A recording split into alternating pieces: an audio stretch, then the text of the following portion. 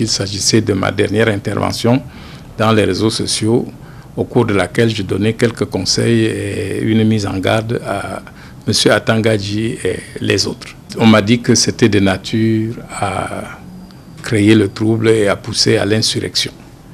Particulièrement quand je dis que je connais le domicile des gens, ça veut dire que j'appelle les gens à aller les détruire chez eux. J'ai dû leur dire que non, déjà notre politique c'est le changement dans la paix et par les urnes, et que à la fin de mon propos, j'ai dit qu'aucune casse n'est permise.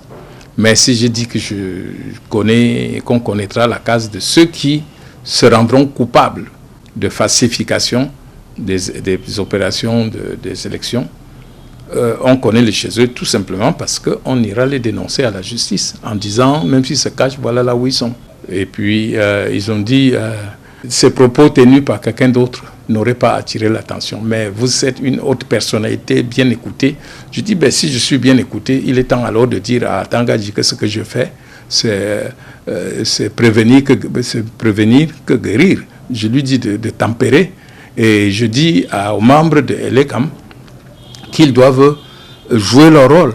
Comment pensez-vous que jusqu'ici on demande la publication d'une liste électorale et elle ne sort pas? Ce n'est pas de nature à provoquer le peuple? Ou bien vous pensez que le peuple, tel que vous le décrivez, même provoqué, ne doit pas réagir? Leur réaction ne sera pas de casser.